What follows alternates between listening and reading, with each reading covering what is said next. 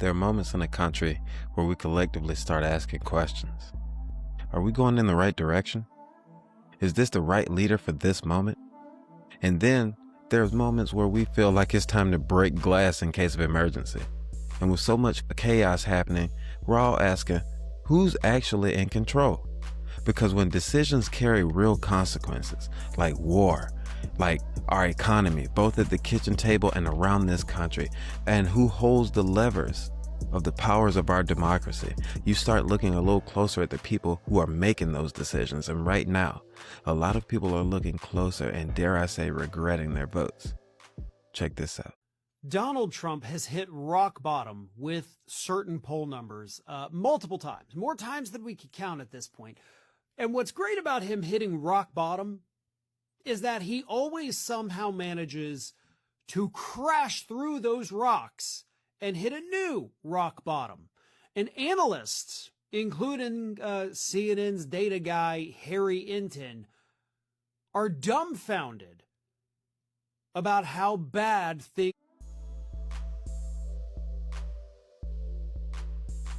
All right, welcome, y'all.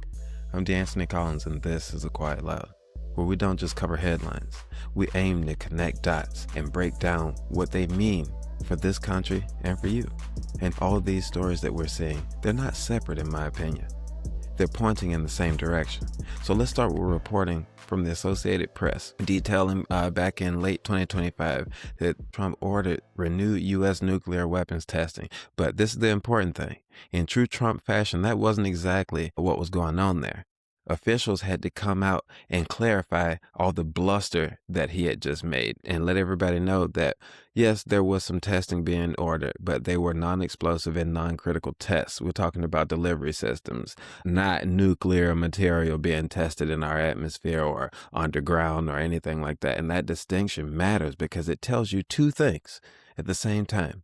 It tells you that Trump's posture is always strongman escalation and that his mental instability is concerning, but also that there's still some restraint inside of our system and those guardrails matter. Okay? Now, at the same time, I'm sure you've seen viral claims circulating that military leadership had to intervene to prevent more extreme actions. Basically, that generals had to play keep away from Trump with the nuclear codes. Now, here's what we know for sure. There is no verified reporting that I've seen confirming that nuclear launch authority was physically taken away or that codes were withheld from Trump. But the fact that those stories are spreading around tells you that it's something more than possible that could happen. The top officer of the United States Army fired. The top leader of the United States Navy fired. The former chairman of the Joint Chiefs fired. Fired. The leader of Southcom in the Caribbean fired and forced out. You have Donald Trump, Pete Hegseth, conducting a massive purge of our military over the past 14 months.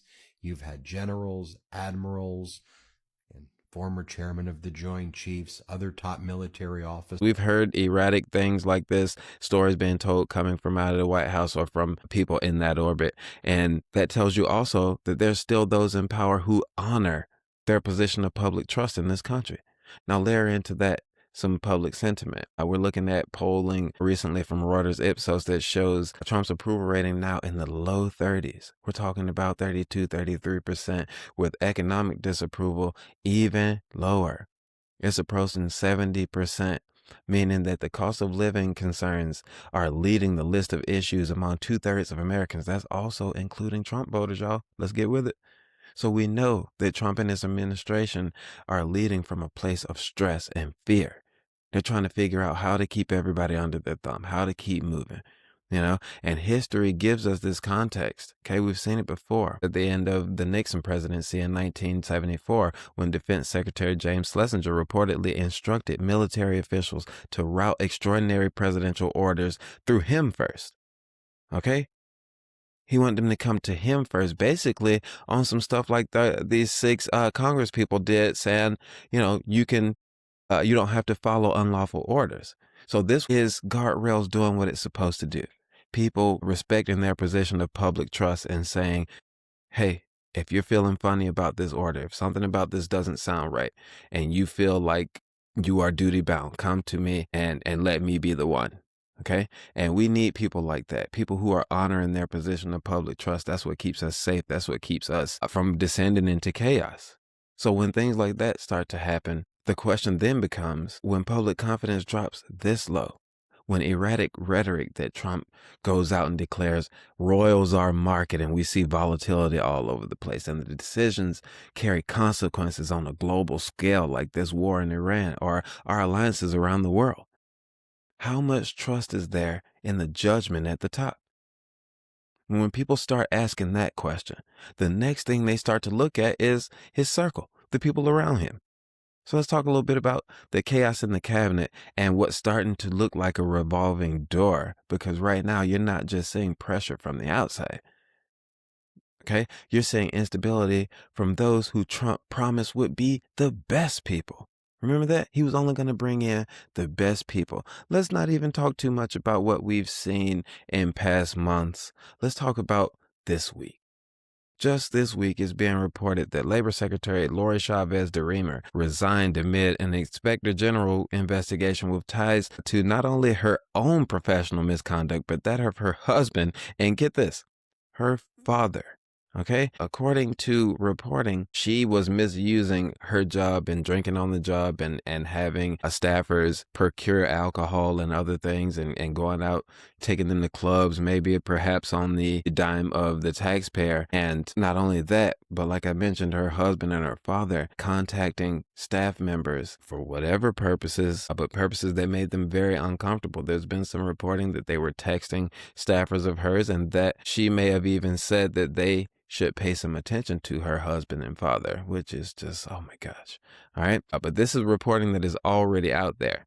All right. So she is out, and that makes her the third cabinet level departure in recent weeks. And they're all been women, mind you. If you've forgotten, Kristi Noem was the first, Pam Bondi was the second, and now we have Miss Chavez DeRemer here, all out. But we have some other folks who are embattled, who I'll get into in a second, who just seem to be chugging right along. Now, at the same time, Senator Thom Tillis, Republican of my home state of North Carolina, as expected, has publicly pushed back on Trump's Federal Reserve nomination of Kevin Warsh. Now, he said he would do this, citing concerns over a politically driven investigation into current Fed Chair Jerome Powell. Now, Thom Tillis, like I said, he is a Republican from my home state. He said, as long as this ridiculous investigation is happening, he will block the nomination of anybody that he tries to put in that position, because it was only really put up there to embarrass him or get him to step down. Now, I will say, I have not ever really agreed with anything that Thom Tillis has done. And generally, to me and a lot of other people, he has been an embarrassment to the state of North Carolina. But I can say he held firmly on this. He said he would do it, and he is doing it. Okay, so he's not a Democrat. That's resistance coming from inside the Republican coalition. All right. So there's even more. That's not the only stuff. Okay. You're seeing turbulence across agencies also. Todd Lyons, the acting ICE director, has confirmed that he is stepping down amid scrutiny that happened in some past congressional hearings, and reports that the pressures of the job are taking a toll on him physically. His health is reportedly taking a toll. The pressures of his job have been too much for him. So I think at the end of the month, he's supposed to be out of the job. But then you have continued controversy around figures like Pete Hegseth, who is every single week seems to be trying to top himself with some kind of embarrassment. This past week was just, we all witnessed his audition for Pulp Fiction 2, where he's trying to get Samuel L. Jackson's job as Jules, and doing a very poor job at it as well. And then we've seen FBI Director Kash Patel. Oh my gosh, so much going on with Kash Patel right now. Now, they're saying that there is potentially some bouts with alcoholism to the point that he has not been able to do his job. Now, this is reporting. None of this is my particular. I haven't confirmed any of this, but this is in reporting. And so that was also something that has always been tied to Pete Hegseth since before his tenure as the Secretary of Defense. So We're seeing Kash Patel, who seems to be so stressed out that it's driving him to drink. Pete Hegseth, that seems to have already a problem with that. You have Todd Lyons, who is resigning due to the pressures of his job. I think that what they're being asked to do is taking a toll on them mentally and physically. Okay, because we've also seen it in leadership roles tied to federal enforcement and intelligence. We saw just a few weeks ago that Tulsi Gabbard's number 2 at DNI resigned, and he had a lot to say about how just unconfident he was in the job that they were doing and the direction that we were heading in. So even when not every name gets up and exits immediately, the pattern is clear. Bad appointments lead to all kinds of controversy and pressure on the people in these jobs that will lead to some type of embarrassment that will then get them thrown out or, exiled to some job that gets made up that we've never heard of before, Shield of America. What even is that? Okay. That is not a stable governing model. That's just a revolving door of leadership. And we know that leadership is not going to be better each time somebody has been replaced. That has not been the Trump model. Each time someone gets replaced, they are a little bit more unqualified. Their temperament is even less. These are people who are being selected. You have to ask at least, is it about their core competencies or is it about their loyalty? Because systems cannot be built just on loyalty. Because we've seen that when they tend to hold for a while in Trump's eyes until something goes just wrong enough. And then they're dead to Trump. It's just so funny to me that they haven't figured that out yet. We all see it. But even with all of this chaos and instability happening, this Republican-led Congress's priorities are still so clear to us all. When they're not breaking, thanks to Mike Johnson and taking vacations so they don't have to make any votes, they are trying to find every way they can do to execute Trump's whims.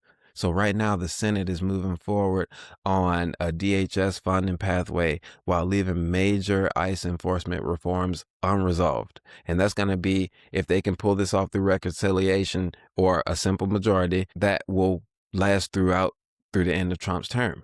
So that means they'll be funded and we would have to just, do something where they claw back that money. But the fact that they have tried to write it in that this funding would last through Trump's term already shows that they have zero confidence in their ability to still be in charge and be in control and of these gavels on the other side of the midterms. And we see that at the same time with polling showing that 52% of voters say aggressive deportation policies make them less likely to support the candidates who are aligned with those. So even as we see their politics getting weaker and weaker, the policy directions don't seem to slow. It just seems like they don't get it, or they're trying to run up the score. Okay. They seem to be planning around the fact that they potentially may lose the House and even the Senate. So we have to stay vigilant and keep looking at this. So let's look at the money, because billions are proposed for detention infrastructure continued spending tied to ICE enforcement in Trump's war. Ongoing inflation pressure tied to this global war that's happening right now and all kinds of other global conflicts that are happening. And right underneath all that, Trump is currently engaged in discussions with the IRS over a $10 billion lawsuit. Okay, now this is being reported. All right, you can find this just about anywhere. He's alleged wrongdoing by the Obama administration prior to his inauguration. And to that, I'll say, he was president right after Obama. Now, you can go back and hear about all of the accusations that he made at that time regarding this, but he was president for 4 years, made no headway about all this. What this is another attempt for him to steal from us. And he's self-dealing through the federal government that he runs to do it. So he's self-dealing with the IRS. They're going to try to make this deal, go and file this lawsuit where the government will just settle with him. And he'll end up, maybe not with $10 billion, but he's talked about other amounts that he's willing to accept. Okay? This sounds like, to me, another potential felony in the making for himself and anybody who's involved. We definitely need to keep up with that. So you end up in a situation where Americans are told that we can't afford any kind of healthcare expansion. We can't afford child care support. We can't afford to invest in our Department of Education and education across the nation. But there always seems to be funding available for militarized-looking law enforcement, for foreign conflicts like what we saw in Venezuela or what's happening in Iran or possibly even Cuba. And then we see self-interested deals happening like Trump RX or this dodgy lawsuit that I just talked about. So that disconnection, that's all that we feel as American citizens, that they just don't get it. A lot of this stuff that were major tenets of Trump's campaign are just being flatly ignored. But they're being felt by all of us because we all know that inflation isn't theoretical. We can see that this war isn't abstract or hypothetical, and the instability that's happening at the top doesn't stay at the top.